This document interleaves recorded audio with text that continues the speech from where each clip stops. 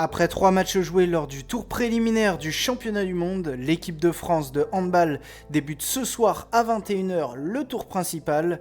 Pour l'instant, certains ont vu de la facilité, trop peu d'adversité, d'autres y ont vu de la maîtrise et de l'application. On fait le point ensemble sur Connexion Sport.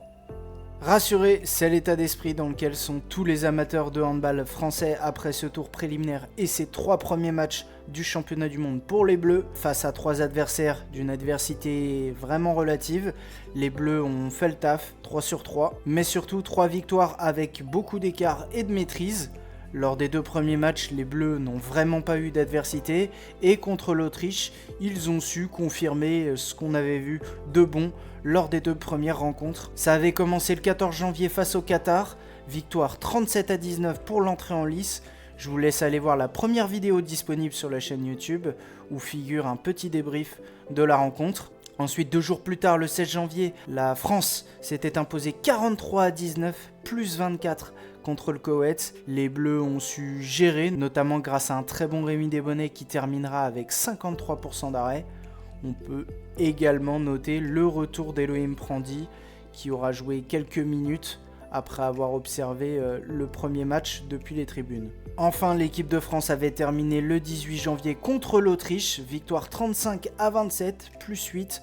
On peut retenir un peu plus de choses face à un adversaire un peu plus valeureux que les 2 premiers. La défense bleue a été un peu en galère dans le jeu proposé par les Autrichiens à 7 contre 6. Mais on peut aussi noter la très belle application des Bleus au shoot avec 76% d'efficacité. Mais au global, on retient quoi sur cette première semaine de compétition ?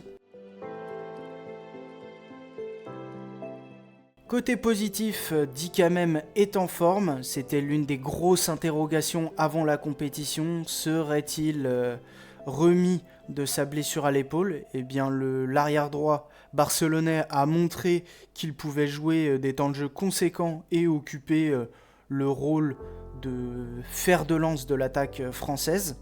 Mais ce que je retiendrai surtout, c'est la très très bonne performance, le très très bon début de tournoi de Thibaut Briet. Le grand arrière nantais est sans conteste le meilleur joueur de l'équipe de France jusque-là. Thibaut Briet, sur les 3 premiers matchs, c'est 18 buts à 72%. C'est le meilleur buteur des Bleus. Côté collectif, la France a su bien mettre en place son jeu rapide, permettant notamment à Rémi Desbonnets et Dylan Nahi de briller lors des transitions.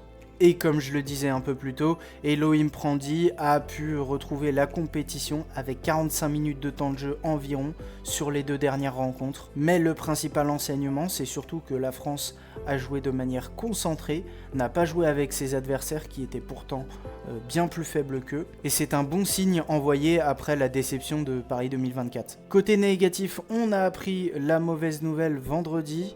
Blessure de gardien Samir Belhassen à la cuisse lors d'un entraînement. C'est une très mauvaise nouvelle quand en plus le poste de gardien en France n'est pas aussi bien fourni que les autres très bonnes nations du hand. C'est un peu un poste où on est en proie à quelques doutes. Nos gardiens sont en proie au manque de confiance. Et en plus de ça, on a aussi eu une inquiétude pour la cheville de Rémi Desbonnets. Valentin Kiefer, le gardien de Chambéry, a été appelé en renfort par Guillaume Gilles. Côté niveau affiché, c'est aussi une des inquiétudes. Les gardiens français ont été bons, mais pas très impressionnants face à des équipes globalement peu dangereuses. Autres absences qui font mal, Hugo Desca et Yanis Len, les 2 ailiers français. Commençons par le joueur de Veszprém, Hugo Desca. Son absence fait notamment beaucoup de mal sur Jet 7 mètres. Les tricolores ont affiché une stat vraiment pas bonne de 3 sur 7 à Jet 7 mètres sur le début de la compétition. C'est notamment Nedim Remili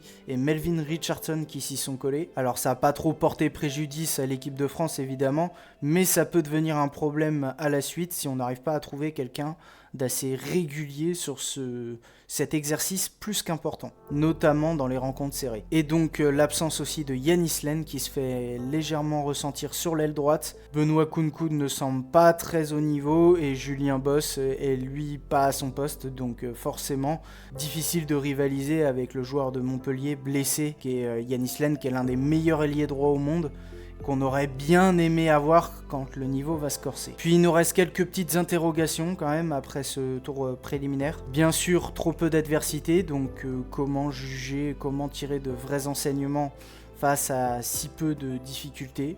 Donc on verra ça lors des 3 prochains matchs. On a aussi la montée en puissance d'Elohim Prandi. Est-ce que ça va tenir ? Est-ce que ce manque de rythme ne va pas être préjudiciable sur la fin de la compétition ? Est-ce qu'on va pouvoir bénéficier d'un Elohim Prandi à pleine puissance ? Je pense qu'il y a quand même très peu de chance. Évidemment, quid de la blessure de Rémi Desbonnets ? Si lui aussi venait à être touché à la cheville, ça pourrait devenir très compliqué pour les Bleus. Alors Wesley Pardin reste aussi en réserve, donc peut encore être appelé par Guillaume Gilles, si je dis pas de bêtises. Et puis en parlant de Guillaume Gilles, on n'a pas encore vu son coaching lors de rencontres serrées, voir est-ce qu'il a adapté ça par rapport aux enseignements, est-ce qu'il a tiré des enseignements de ce qui s'est passé au JO de Paris. Après le sans faute à Porridge, direction Varaždin, plus à l'est de la Croatie. Les Bleus débuteront donc leur tour principal ce soir contre la Hongrie. Aucune excuse pour louper le match puisqu'il sera diffusé à la fois sur beIN Sport mais aussi gratuitement sur TFX. Les hommes de Guillaume Gilles enchaîneront ensuite contre le Pays-Bas et la Macédoine du Nord. On affronte donc les adversaires dans l'ordre du classement, du mieux classé au moins bien classé. Je ne rentrerai pas dans les détails trop compliqués du fonctionnement, du classement, etc. Ce qu'il faut retenir, c'est que la France est première de son groupe grâce aux points accumulés lors du tour préliminaire avec 4 points, à égalité avec l'Autriche. Les Bleus ne réaffronteront pas les équipes rencontrées lors du tour préliminaire, mais il suffira pour l'équipe de Guillaume Gilles de gagner 2 matchs sur les 3 du tour principal pour se qualifier pour un potentiel quart de finale. En fait, il faut terminer dans les 2 premiers de ce groupe de 6. Mais que valent les 3 futurs adversaires des Bleus ? On commence par la Macédoine du Nord, coachée par la légende du championnat français et légende du handball mondial, Kirill Lazarov. Alors c'est une sélection plutôt jeune, en construction, mais qui a montré un plutôt beau visage lors du tour préliminaire, notamment face aux Pays-Bas et la Hongrie. Une équipe un peu sans complexe, qui n'aura pas de pression lors de ce tour principal.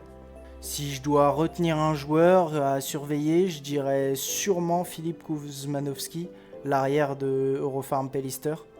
Je m'excuse pour la prononciation.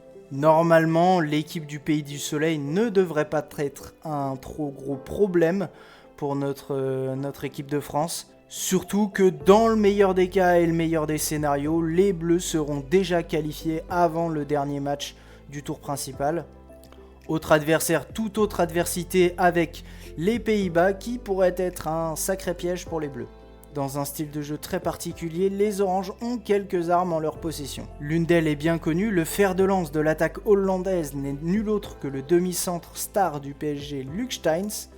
Dans un style très rapide et très proche du sol, les Bleus auront sûrement beaucoup de mal à défendre sur lui. Et il n'est pas tout seul, à ses côtés figure le néo-parisien Danny Bayens et l'autre joueur très dangereux de l'équipe hollandaise, Kai Smits, l'arrière de Flensburg. Enfin, on termine avec l'adversaire du soir et premier adversaire de ce tour principal, la Hongrie, qu'il ne faudra pas sous-estimer.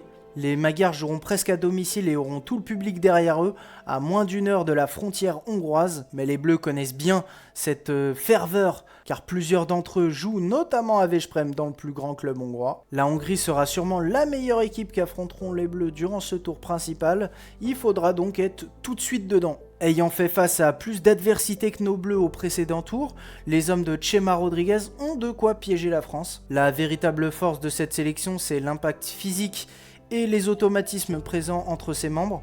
La 4e plus grande ville du pays, Szeged, abrite en son sein l'un des meilleurs clubs de rogue, PIK Szeged, et fournit 3 des meilleurs membres de la sélection. La première chose à respecter sera de ne pas mettre en chaleur Roland Mikler, le gardien hongrois. Le portier de Szeged peut devenir un problème ingérable s'il rentre rapidement en confiance. Sur le terrain, il faudra museler Richard Bodo, ce qui ne sera pas chose facile, 2,03 m pour 110 kg. L'arrière gauche de Pixeget s'est mis particulièrement en valeur lors du tour préliminaire, notamment face aux Pays-Bas où il a été très très costaud. Son jeu, c'est donc de la puissance, inarrêtable quand il est lancé et assez redoutable au shoot.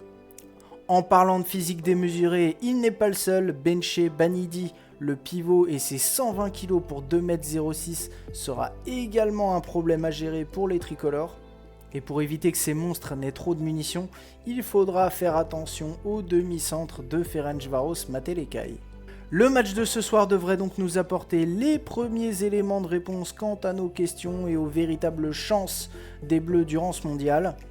Rendez-vous donc à 21 h, on espère voir du très beau handball face à un bel adversaire. On espère voir des Bleus toujours convaincants, ce qui les rapprocherait déjà beaucoup d'un quart de finale. Restez connectés et bonne soirée à tous.